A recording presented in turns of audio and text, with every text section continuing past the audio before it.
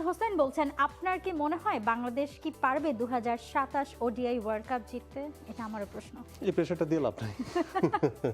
আপনারা নিজেদের খেলাটা এত খেলেন, দূর চিন্তা করার কি দরকার? আপনাদের খেলাটা এনজয় করেন। হ্যাঁ, খেলাটা এনজয় করেন, এটাই হচ্ছে ব্যাপার। এবং এনজয় করে আপনি যতদূর যাবেন আমরাও ততদূর পর্যন্ত এনজয় করতে চাই। এই খামোখা প্রেশার নেওয়া, এই ওয়ার্ল্ড কাপের মাঝখানে হতাশ হয়ে যাওয়া, এই কষ্ট পাওয়ার আমার কাছে মনে হয় যে আর আসলে দরকার নেই। ব্রাজিলের মতো। হ্যাঁ হ্যাঁ, ব্রাজিলের মতো।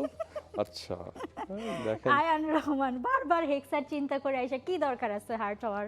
না সেটাই, একটু টাইম দরকার। 5টা জিনিস, 5টা কাপ হজম করতে তো সময় লাগে। করতে থাকেন, বাকি পুরো জীবন পড়ে আছে। AKS অর্জন করলো Guinness World Records. AKS। Ayan Rahman, গতকালকে বাবর আজমের সেঞ্চুরি দেখার জন্য কতটা মুখিয়ে ছিলেন? ওয়েস্ট ইন্ডিজের বিপক্ষে 88 রান করার পর রান আউট হওয়াটা কতটা কষ্টকর? বাবর কি আসলেই তার আগে সেই ফর্মে ব্যাক করতে পারবে কি না? ভাই 2022 সালে লাস্ট তিনি সেঞ্চুরি করলেন। 2022 সালে লাস্ট সেঞ্চুরি 161 এগেইনস্ট নিউজিল্যান্ড। অবশ্যই মুখিয়েছিলাম। 10th মানে বেশি সেঞ্চুরি তো টেস্টে। অনেক গ্যাপ হয়ে যাচ্ছে। হ্যাঁ। বাট ইয়া আর মাঝখানে আনফরচুনেট, বাবরের যে খারাপ সময় গেছে। হ্যাঁ আনফরচুনেটের জায়গাটা হচ্ছে যে রান আউট হওয়াটা। হ্যাঁ, এইটাই। এটা আসলে মারাত্মক। মানে উইন্ডিজে আপনি রান করছেন, it's looking really good, but এই রান আউট হয়ে যাওয়া, তীরে এসে তরি ডোবা।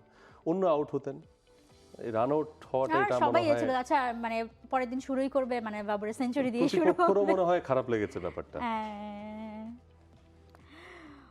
ওয়েল, বাট একটা জিনিস যেটা বলেছেন যে বাবর আসলে ব্যাক করবে কিনা, যেই ব্যাট প্যাচটা বাবর পার করে এসেছে আমরা দেখেছি যে কিছুটা কাটছে।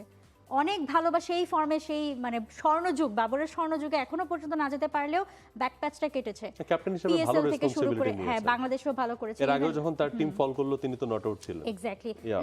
লাস্ট ম্যাচটাতে ওয়েস্ট ইন্ডিজের সাথে লাস্ট Yeah. টেস্টটাতেও কেউ না পারলে অন্তত বাবর খেলেছেন, সো অ্যাট লিস্ট টিমকে সাপোর্ট দিতে পারছেন। তৌহিদুল ইসলাম পলাশ বলছেন, সাব্বির রহমানকে অতি দ্রুত জাতীয় দলে চাই। সাব্বির রহমান জাতীয় দলে এলে আবার ক্রিকেটের গৌরবময় দিনগুলো ফিরে পাবো। মাহফুজ ভাই, মানে এই যে আমার মনে হচ্ছে যে ধরেন এই এইচপি দলের হয়ে ধরেন একটু ভালো পারফর্ম হয়ে গেল, তো মানে প্রেস ক্লাবের সামনে এসে মানে পুরো লেগে যাবে মিরপুরের সামনে।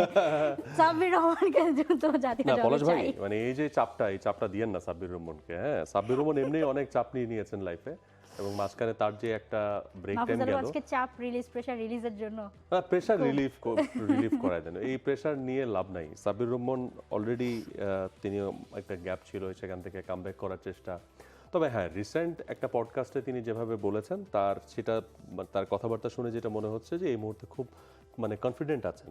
এই সময়টাতে যদি তিনি কামব্যাক করতে না নট পারেন, অনলি না, আপনি সাব্বিরকে যখন জিজ্ঞেস করবেন হ্যাঁ কেন ফিরবো না জাতীয় দলে, সুযোগ পেলে অবশ্যই খেলবো। প্র্যাকটিসটাও দেখলাম যে খুব ভালো। হ্যাঁ, বড় বড় ছক্কা হাঁকাচ্ছেন। সো লেটস সি তিনি কতটা এক্সিকিউট করেন মাঠে। তার ফেরাটা আমার কাছে মনে হয় বাংলাদেশের ক্রিকেটের যারা ফ্যান ফলোয়ার্স আছেন, দে উইল লাভ ইট।